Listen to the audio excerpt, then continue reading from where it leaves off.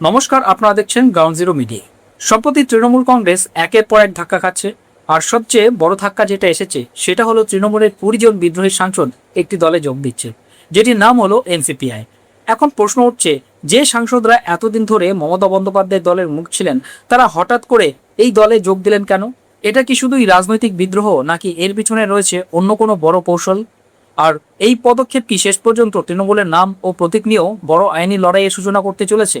আজকের বিশ্লেষণে আমরা জানবো কেন বিদ্রোহী সাংসদদের পছন্দের তালিকায় উঠে এলো এই ছোট্ট দলটি, এবং এর পিছনে লুকিয়ে আছে কোন বড় রাজনৈতিক হিসেব। তৃণমূল কংগ্রেসের বিদ্রোহী সাংসদরা রবিবার লোকসভার স্পিকার ওম বিড়লার কাছে আনুষ্ঠানিকভাবে জানিয়েছেন যে তারা nationalist citizens party of India বা এনসিপিআই এর সঙ্গে যোগ দিতে চায় এবং লোকসভায় একটি পৃথক গোষ্ঠী হিসেবে বসার অনুমতি চান। এই ঘোষণার পর হঠাৎ করেই জাতীয় রাজনীতির আলোচনায় উঠে এসেছে তুলনামূলকভাবে অল্প পরিচিত এই রাজনৈতিক দলটি। এনসিপিআই এর প্রতিষ্ঠাতা শিউলি কুণ্ডু। সাম্প্রতিক কয়েক বছরে দলটি মূলত অসম ও ত্রিপুরায় সক্রিয় ছিল। দলের নির্বাচনী প্রতীক হল 7টি রশ্মিযুক্ত কলমের নিম। যদিও সাম্প্রতিক অসম নির্বাচনে তাদের অংশগ্রহণ নিয়ে স্পষ্ট তথ্য মেলেনি। দলের এক নেতা দাবি করেছেন যে 2023 সালে ত্রিপুরা বিধানসভা নির্বাচনে তারা 4 জন প্রার্থীকে সমর্থন করেছিল, যার মধ্যে 2 জন সরাসরি এনসিপিআই এর টিকিটে প্রতিদ্বন্দ্বিতা করেছিলেন।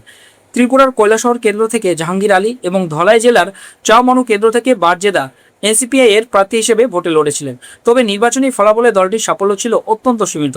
দুটি আসন মিলিয়ে তারা মাত্র 822টি ভোট পায়। চাওমানুতে 536টি এবং কৈলাসহরে 286টি ভোট পায় তাদের প্রার্থীরা। উল্লেখযোগ্যভাবে ওই দুই কেন্দ্রে তৃণমূল কংগ্রেসের ফলও খুব একটা ভালো ছিল না। কৈলাসহরে তৃণমূল তৃতীয় স্থানে থাকলেও তাদের ভোট ছিল মাত্র 696, যা নোটার প্রাপ্ত 537 ভোটের থেকে সামান্য বেশি। অন্যদিকে চাওমানুতে তৃণমূল কংগ্রেস চতুর্থ স্থানে থেকে 566টি ভোট পায়, যেখানে নোটা পেয়েছিল 500টি ভোট। ফলে যে দলের সঙ্গে তৃণমূলের বিদ্রোহী সাংসদরা হাত মিলিয়েছেন, সেই দলটির বাস্তব নির্বাচনী শক্তি নিয়ে ইতিমধ্যেই নানা প্রশ্ন উঠতে শুরু করেছে। এই ঘটনাকে ঘিরে রাজনৈতিক মহলে আবারও আলোচনায় এসেছে 2016 সালের অরুণাচল প্রদেশের রাজনৈতিক সংকটের স্মৃতি। সেই সময় কংগ্রেস সরকার ভেঙে পড়ার পর তৎকালীন মুখ্যমন্ত্রী পেমা খান্ডু সহ কংগ্রেসের অধিকাংশ বিধায়ক পিপলস পার্টি অফ অরুণাচল বা পিপিএ তে যোগ দিয়েছিলেন। পরে সেই পিপিএ বিজেপি নেতৃত্বাধীন নর্থ ইস্ট ডেমোক্রেটিক অ্যালায়েন্স বা নেডারের অংশ হয়ে যায়। 2016 সালের 31শে ডিসেম্বর পেমা খান্ডু সহ আরও 32 জন বিধায়ক বিজেপিতে যোগ দিলে উত্তর পূর্ব ভারতে বিজেপির প্রথম পূর্ণাঙ্গ সরকার প্রতিষ্ঠিত হয়। ওই ঘটনার পর 60 সদস্যের বিধানসভায় বিজেপির আসন সংখ্যা বেড়ে দাঁড়ায় 45। পিপিএ সংখ্যা নেমে আসে 10-এ এবং কংগ্রেস কার্যত 3 সদস্যে সীমাবদ্ধ হয়ে পড়ে। পরবর্তী 2019 সালের নির্বাচনে বিজেপি 60টির মধ্যে 41টি আসনে জয়লাভ করে এবং খান্ডু নিজের রাজনৈতিক অবস্থান আরও শক্তিশালী করেন। রাজনৈতিক পর্যবেক্ষকদের মতে তৃণমূলের বিদ্রোহী সাংসদদের এই দলে যোগদানের সিদ্ধান্তের পিছনে সবচেয়ে বড় কারণ হলো দলত্যাগ বিরোধী আইনের বিধিনিষেধ এড়িয়ে যাওয়ার চেষ্টা। সংবিধানের 10ম তহসিলের 4 নম্বর অনুচ্ছেদ অনুযায়ী যদি কোনো রাজনৈতিক দলের আইনসভা দলের অন্তত 2/3 সদস্য অন্য কোনো রাজনৈতিক দলে একীভূত হওয়ার সিদ্ধান্ত নেয়, তাহলে সাধারণ দলত্যাগের ক্ষেত্রে যে অযোগ্যতা বা সদস্যপদ খারিজের বিধান রয়েছে তা প্রযোজ্য হয় না। বিদ্রোহী শিবিরের অন্যতম মুখ এবং প্রবীণ সাংসদ সুদীপ বন্দ্যোপাধ্যায় সাংবাদিকদের বলেন, তারা ইতিমধ্যে এনসিপিআই এর সঙ্গে এক হয়েছেন এবং সংসদ পুনরায় বসলে তারা নিজেদের প্রকৃত তৃণমূল হিসেবে স্বীকৃতি দাবি করবেন। তার কথায়, দলের 2/3 সদস্য যদি একসঙ্গে বেরিয়ে আসেন, তাহলে প্রথম দিনেই দলের নাম দাবি করা যায় না, কিন্তু সংসদের পরবর্তী অধিবেশনে আমরা তৃণমূলের নাম দাবি করব। তারপর আদালত ঠিক করবে প্রকৃত তৃণমূল কারা। তবে তৃণমূল নেতৃত্ব বিদ্রোহীদের এই যুক্তিকে সম্পূর্ণ খারিজ করে দিয়েছে। দলের পক্ষ থেকে 2023 সালে মহারাষ্ট্রের রাজনৈতিক সংকট নিয়ে সুপ্রিম কোর্টের সাংবিধানিক বেঞ্চের একটি গুরুত্বপূর্ণ রায় কথা তুলে ধরা হয়েছে। সেই রায় স্পষ্টভাবে বলা হয়েছিল যে রাজনৈতিক দল এবং আইনসভা দল এক জিনিস নয়। শুধু আইনসভা দলের 2/3 সদস্য দল পরিবর্তন করলেই সুরক্ষা পাওয়া যাবে না, মূল রাজনৈতিক দলেরও বৈধ একীভূতকরণ ঘটতে হবে।